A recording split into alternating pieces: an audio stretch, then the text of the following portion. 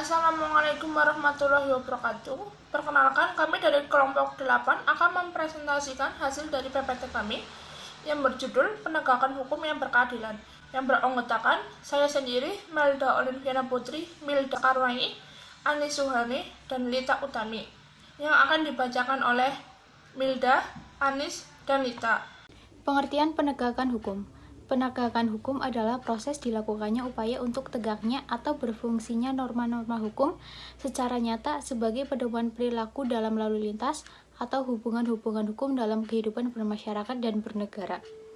Ditinjau dari sudut subjeknya, penegakan hukum itu dapat dilakukan oleh subjek yang luas dan dapat pula diartikan sebagai upaya penegakan hukum oleh arti yang sempit.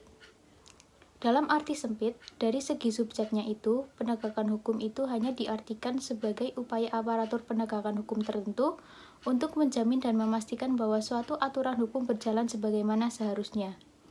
Dalam hal ini, pengertiannya juga mencakup yang luas dan sempit. Dalam arti luas, penegakan hukum itu mencakup pula nilai-nilai keadilan yang terkandung di dalam bunyi aturan formal maupun nilai-nilai keadilan yang hidup dalam bermasyarakat. Tetapi, dalam arti sempit, penegakan hukum itu hanya menyangkut penegakan peraturan yang formal dan tertulis saja. Konsep dan urgensi penegakan hukum yang berkeadilan. Thomas Hobbes 1588 sampai 1679 Masehi dalam bukunya Leviathan pernah mengatakan homo homini lupus, artinya manusia adalah serigala bagi manusia lainnya. Manusia memiliki keinginan dan nafsu yang berbeda-beda antara manusia yang satu dan manusia yang lainnya. Nafsu yang dimiliki manusia ada yang baik dan ada nafsu yang tidak baik. Inilah salah satu argumen mengapa aturan hukum diperlukan. Kondisi yang kedua tampaknya bukan hal yang tidak mungkin bila semua masyarakat tidak memerlukan aturan hukum. Namun, Cicero pernah mengatakan ubi societas ibi ius, artinya di mana ada masyarakat, di sana ada hukum. Dengan kata lain, sampai saat ini hukum masih diperlukan, bahkan kedudukannya semakin penting. Upaya penegakan hukum di suatu negara sangat erat kaitannya dengan tujuan negara. Menurut Cronenberg dan TKB Subarudin 1975, kehidupan manusia tidak cukup hidup dengan aman, teratur, dan tertib. Manusia perlu sejahtera. Apabila tujuan negara hanya menjaga ketertiban, maka tujuan negara itu sangat sempit atau terlalu sempit. Tujuan negara yang lebih luas adalah agar setiap manusia terjamin kesejahteraannya di samping keamanannya. Dengan kata lain, negara yang memiliki kewenangan mengatur masyarakat perlu ikut mensejahterakan masyarakatnya. Teori Cronenberg tentang negara hukum ini dikenal luas dengan nama teori negara kesejahteraan. Teori negara hukum dari Cronenberg ini banyak dianut oleh negara-negara modern. Negara Kesatuan Republik Indonesia atau NKRI adalah negara hukum. Artinya, negara yang bukan didasarkan pada kekuasaan belaka, melainkan negara yang berdasarkan atas hukum. Artinya, semua persoalan kemasyarakatan, kewarganegaraan, pemerintahan atau kenegaraan harus didasarkan atas hukum. Sumber historis, sosiologis, politis tentang penegakan hukum yang berkeadilan. Peraturan-peraturan hukum baik yang bersifat publik, menyangkut kepentingan umum maupun yang bersifat privat, menyangkut kepentingan pribadi harus dilaksanakan dan ditegakkan dalam kehidupan bermasyarakat, berbangsa, dan bernegara. Apabila segala tindakan pemerintah atau aparatur berwajib menjalankan tugas sesuai dengan hukum atau dilandasi oleh hukum yang berlaku, maka negara tersebut disebut negara hukum. Jadi, negara hukum adalah negara yang setiap kegiatan penyelenggaraan pemerintahannya didasarkan atas hukum yang berlaku di negara tersebut. Hukum bertujuan untuk mengatur kehidupan dan ketertiban masyarakat. Untuk mewujudkan masyarakat yang tertib, maka hukum harus dilaksanakan atau ditegakkan secara konsekuen. Apa yang tertera dalam peraturan hukum sehingga dapat terwujud dalam pelaksanaannya di masyarakat. Dalam hal ini, penegakan hukum pada dasarnya bertujuan untuk meningkatkan ketertiban dan kepastian hukum dalam masyarakat sehingga masyarakat merasa memperoleh perlindungan akan hak-haknya. Satu, keadilan merupakan unsur yang harus diperhatikan dalam menegakkan hukum. Artinya bahwa dalam pelaksanaan hukum, para aparat penegakan hukum harus bersikap adil. Pelaksanaan hukum yang tidak adil akan mengakibatkan keresahan masyarakat, sehingga wibawa hukum dan aparatnya akan luntur di masyarakat. Apabila masyarakat tidak peduli terhadap hukum, maka ketertiban ketentraman masyarakat akan terancam yang pada akhirnya akan mengganggu stabilitas nasional. 2. Kemanfaatan selain unsur keadilan. Para aparat penegakan hukum dalam menjalankan tugasnya harus mempertimbangkan agar proses penegakan hukum dan pengambilan keputusan memiliki manfaat bagi masyarakat. Hukum harus bermanfaat bagi manusia. Oleh karena itu, pelaksanaan hukum atau penegakan hukum harus memberi manfaat atau kegunaan bagi manusia. 3. Kepastian hukum. Unsur ketiga dari penegakan hukum adalah kepastian hukum. Artinya, penegakan hukum pada hakikatnya adalah perlindungan hukum terhadap tindakan sewenang-wenang. Adanya kepastian hukum memungkinkan seseorang akan dapat memperoleh sesuatu yang diharapkan. Misalnya, seseorang yang melanggar hukum akan dituntut bertanggung jawab atas perbuatannya itu melalui proses pengadilan. Dan apabila terbukti bersalah akan dihukum. Oleh karena itu, adanya kepastian hukum sangat penting. Orang tidak akan mengetahui apa yang harus diperbuat bila tanpa kepastian hukum, sehingga akhirnya akan timbul keresahan. Dalam rangka menegakkan hukum, aparatur penegakan hukum harus menunaikan tugas sesuai dengan tuntutannya yang ada dalam hukum materi dan hukum formal. Pertama, hukum material adalah hukum yang memuat peraturan-peraturan yang mengatur kepentingan-kepentingan dan hubungan-hubungan yang berupa perintah-perintah dan larangan-larangan. Contohnya, untuk hukum pidana terdapat dalam Kitab Undang-Undang Hukum Pidana atau KUHP. Untuk hukum perdata terdapat dalam Kitab Undang-Undang Hukum Perdata atau KUHP. Dalam hukum material telah ditentukan aturan atau ketentuan hukuman bagi orang yang melakukan tindakan hukum. Dalam hukum material juga dimuat tentang jenis-jenis hukuman dan ancaman hukuman terhadap tindakan melawan hukum. Kedua, hukum formal atau disebut juga hukum acara, yaitu peraturan hukum yang mengatur tentang cara bagaimana mempertahankan dan menjalankan peraturan hukum material.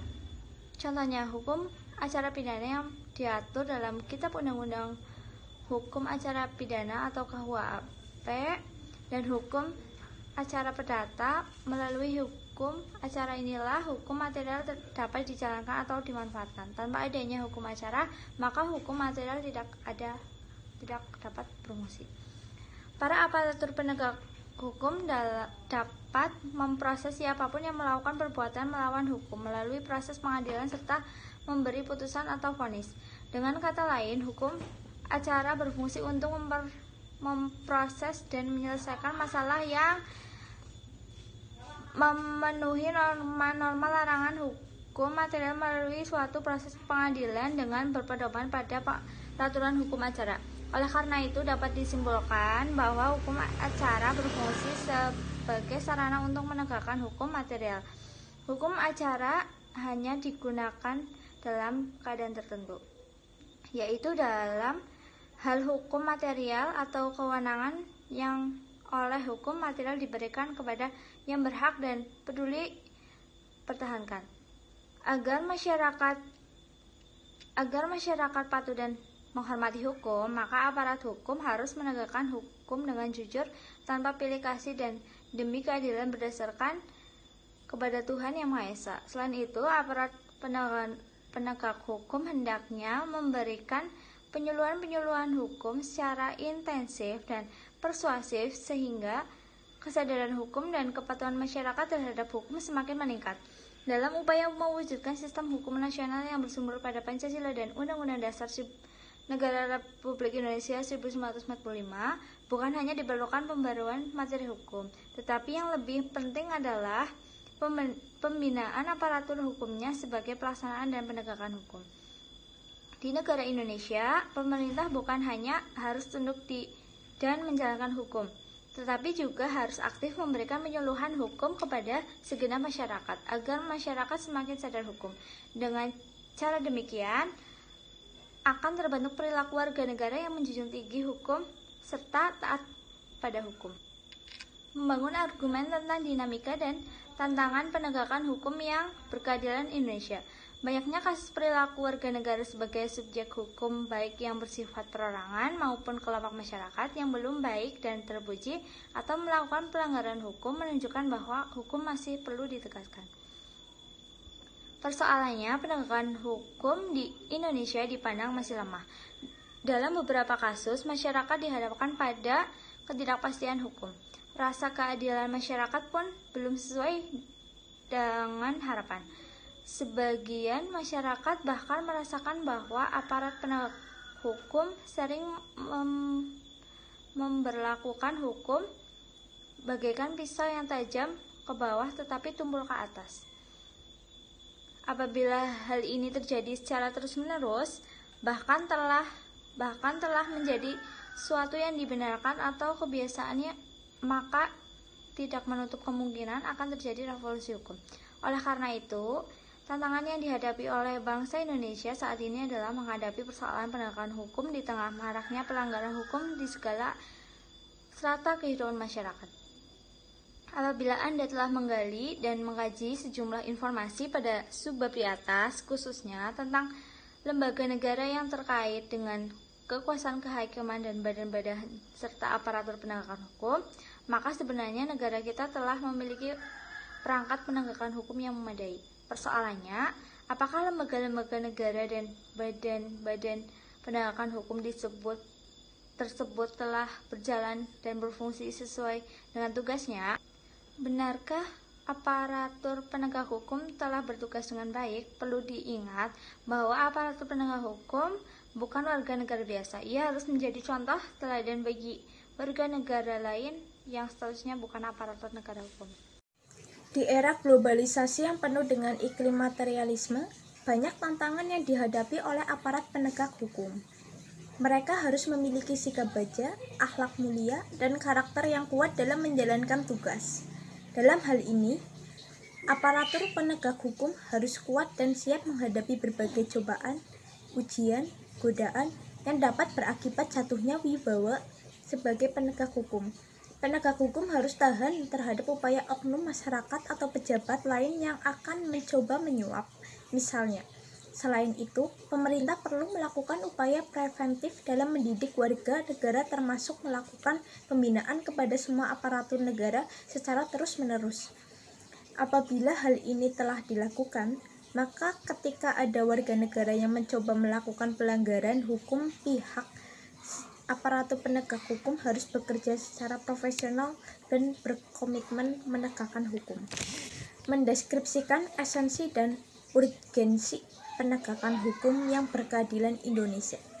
Penegakan hukum bertujuan untuk mewujudkan peraturan hukum demi terciptanya ketertiban dan keadilan masyarakat. Apa yang tertera dalam peraturan hukum, pasal-pasal hukum material, sebagiannya dapat terwujud dalam proses pelaksanaan atau penegakan hukum di masyarakat. Dengan kata lain, penegakan hukum pada dasarnya bertujuan untuk meningkatkan ketertiban dan kepastian hukum dalam masyarakat sehingga masyarakat merasa memperoleh perlindungan akan hak-hak dan kewajiban. Sekian presentasi yang dapat kelompok kami lakukan. Kurang lebihnya mohon maaf. Wassalamualaikum warahmatullahi wabarakatuh.